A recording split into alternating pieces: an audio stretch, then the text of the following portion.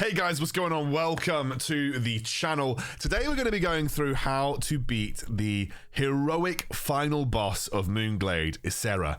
It's a really fun fight. It's basically tower defense. I love the way they designed it, but the heroic version is extremely frustrating and does require a specific tactic. Now, look, I am arguably quite a few levels ahead of this, which makes it significantly easier, but the tactic will work, I think, even if you are a slightly lower level. Now, I'm doing you a version of a Blackrock deck. This is the Blackrock deck that I would recommend. Flying units in general are very good on this fight. So things that can deal AoE damage and flying units are just very strong. So if you don't have Rend, I would recommend running Drake. So like if you're going to do this outside of the Rend deck, then I'd recommend running Drake or Chimera or something like that. So we run Rend, we run Wellpegs with Flame Burst. We're going to run, really, to be honest with you, I had the wrong talent when I did this. You should run Gold Mine. If you don't run Dark Iron Miner, you're probably actually going to struggle to get enough gold that's on the map. You need the gold, and so Dark Iron Miner is good. You could also run Harpies, but they're just a little too easy to kill because the Ysera runs Moonkins, and they tend to like one-shot Harpies. MVP on this fight has been Griffin Rider. It's cheap. It deals with things like the fire elementals really easily. Also really important to have Quillbore, an unbound resistant tank. You can turn Chimeras, you can turn Moonkins, you can turn a lot of stuff. Blizzard, important when you have a big grouped up version of a bunch of enemies. It's very good when dealing with either like a big spider swarm or just a bit of a Hail Mary on Chimeras. And then also Safe Pilot with what's it called? Gnomish Cloaking Device. Wow, it's been so long that I haven't forgot the name of that talent. Very good for taking out Chimeras. Really good upwards trade in gold. Not that Ysera kind of abides by any real gold standards, but you know, there you go. We're going to jump into the VOD of me playing this on stream today, and I'm going to kind of go through and talk you through each moment. Okay, here we go. We're going to be watching a YouTube video from my stream earlier today. Let's see how it goes. Because there was a very specific strategy that I used for this. It might not be the same for everyone, but at least it'll give you a good indication about how I generally tended to tackle it. Now, if I don't actually have my drawing software. I'm going to try and get my drawing software. 1 second. I got it working. Okay, so let's get going. Right.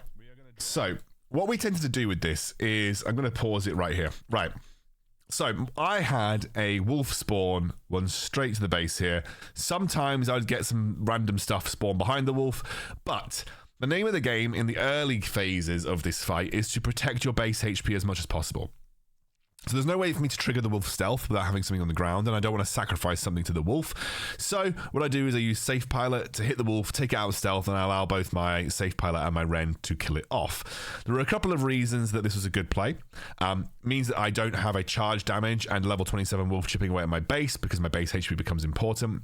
I have a fully safe Pilot and Rend that are going to move around in this direction, and it means by the time that the Chimeras, the double Chimeras, spawn just over on this side, I should be able to cycle back to Safe Pilot. So this is what I do. Drop Safe Pilot in, and even though we get Chain Lightning, it's fine. I'm going to go and immediately start taking some gold. We obviously have the spiders that spawn up here. Now, here is the other kind of like 1-2 combo that we're going to do. Griffin Rider into a Chimera. We're going to use the Quillbore to turn the Chimera around. This is just a good way. It also means that you're just outside of the range of the Chimera. If you were not outside of the range, the Chimera would usually try and attack the Griffin Rider. But when you turn it, the sort of the cone of the Chimera won't turn back around to the Griffin Rider, so you're perfectly fine there. Now, not going to do anything about this fire elemental because there's nothing I can do. Honestly, much better to spend my resources elsewhere. We're going to get one Onu spawn over here. And this is where Wellpegs come in massively useful. I don't know if you saw how much damage those Wellpegs did, but there was practically nothing that can kill the Whelps until he spawns a Moonkin. So the Wellpegs just kind of popped off. They basically killed practically everything, and they dealt a significant amount of damage to Onu. Now there's the Moonkin, obviously. We're going to turn him around. And then once you turn the Moonkin, everything else is safe. And this is why flying units are just very good. I'm going to use a Safe Pilot, take out the Chimera here. it's just a strong trade.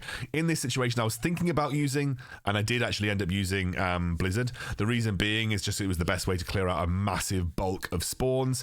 I only ever really used the Blizzard in situations where like Harpies came out or we have the double Chimera. Wouldn't use it otherwise. We're just going to get sort of deal with the Moonkin first. That does then leave me in a situation where I'm very unlikely to take much more damage. Don't traditionally need to spawn 2 Rens at the same time, but I saw 1 Ren was on the floor, and here we go. This is where things get difficult. You enter to about, what is this, like 40% HP, and you get the massive amount of spiders spawning. To survive this part of the fight, what you need to be doing is ensuring that you've just got stuff pretty much all the way around the map. And that's what that entire start of this strategy was about. It was ensuring that we had a rend going, we had flying units on the field, we had enough on board to deal with as many spiders as we could. We need like AoE clearing, we need rends, we need to be able to drop a safe pilot somewhere. We just need to have that in our back pocket. And so traditionally we wouldn't be able to do this. Oh, 1 second, I've got a phone call. Can't remember the last time I had a piece to do this, but there we go. Okay, so as you can see, like if you don't have stuff on the field, you've probably got to this point in the heroic and you've just been swarmed with spiders. And you just ended up dying to poison. If you don't have enough units circulating on the field by the time that you get to around this HP point, you are just going to die. So that's why it's important to get as many units on the field as possible. This is where like my Griffin Riders come in absolutely MVP, because they deal with the wolves, they deal with the what they called the fire elementals. And actually this was the end of my stream, and this was the most successful attempt I had at this particular boss. Now it's just about then surviving as long as you can. This is obviously the Moonkins out there, so we just have to make sure that we take the Moonkin out with our safe pilot. But honestly, very, very unlikely to lose at this point. Even just going to drop some well pegs. We still have a rend on the field. We're going to straight up just Blizzard those guys to make sure that they don't take out my safe pilot. We're going to turn and make sure our Griffin Rider is completely safe. And yes, even though the wolf does get a decent amount of damage down, shouldn't be enough to cause any problems. And I don't even bother actually spawning. I'd rather spawn that safe pilot somewhere else, like on the top of these 2 chimeras. And it's just about surviving then until basically the HP runs out. It's pretty simple, to be honest with you. As long as you're able to get enough units circulating on the field by the time the spiders spawn and you can clear out those spiders, it's actually a relatively easy fight to do. But it was the most challenging fight out of the 5. The other fights were not actually that challenging. But if you've been struggling with one of them, let me know and I'll try and do a video for those 2. All right, see you soon.